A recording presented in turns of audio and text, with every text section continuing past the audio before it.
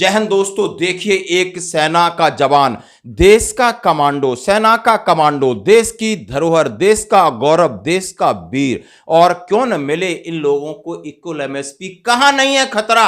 जरा देखिए इस कमांडो को, देखिए इसने क्या कारनामा किया। यानी अपनी जान पर खेलकर अपने दो साथियों की जान के लिए कुर्बान हो गया, और इसका नाम है नायक अमोल गोरे। नायक अमोल गोरे, आप इनका फोटो मेरे देख सकते हो। और ये इंसिडेंट 3 दिन पहले हुआ। कैसे हुआ आप समझ सकते हो। ये लोग पेट्रोलिंग में जा रहे थे, दो जवान वहां के, एक अरुणाचल प्रदेश की बात है, अरुणाचल प्रदेश में दो सहयोगी पानी में, नदी में किसी तरह स्लिप कर गए और डूब रहे थे।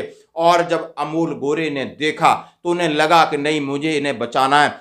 ऊपर से छलांग मारी थी नदी में, और छलांग मार करके देश बहादुर की तरह कूदे, और कूद करके जा करके तैर करके, जो कि एक स्किल स्विमर है, इससे ट्रेनिंग से भी स्विमिंग में बहुत ज्यादा महारत हासिल की थी। इतना कॉन्फिडेंस था, इतना जोश था, उतना आप समझते हो कमांडो तो कितना निर्भीक और निडर होता है। कूदने के बाद उन्होंने जैसे तैरना शुरू किया, दोनों जवानों को पुश करते हुए बाहर निकाल दिया, लेकिन उनके एक बड़ा पत्थर था जो कि सीधा हेड इंजरी हुई। हेड इंजरी हुई, और पानी में जब तक उस हेड इंजरी के साथ जवानों को किनारे तक लाए और जवानों को सुरक्षित बचा लिया, लेकिन सुरक्षित बचाने के बाद जैसे ही बाहर आए तो उनकी जो इंजरी का काफी इन्फेक्शन हो चुका था और उनका अंत हुआ।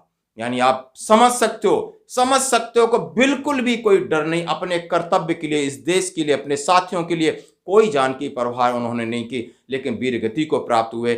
ऐसे देश के योद्धा को सत सत नमन और सैल्यूट। ऐसी मां को, ऐसे ऐसे ऐसे देश के गौरवों को क्यों न सैल्यूट किया जाए दोस्तों। और ये रहने वाले थे दोस्तों अमोल तानाजी, वासी महाराष्ट्र के थे। उनका गुवाहाटी से पार्थिव शरीर पूना पहुंचा। उनकी माँ, बाप और भाई बहन थे, और उनकी बीवी और 2 बच्चे, बीपी उनकी वैशाली, और 2 बच्चे छोटे छोटे।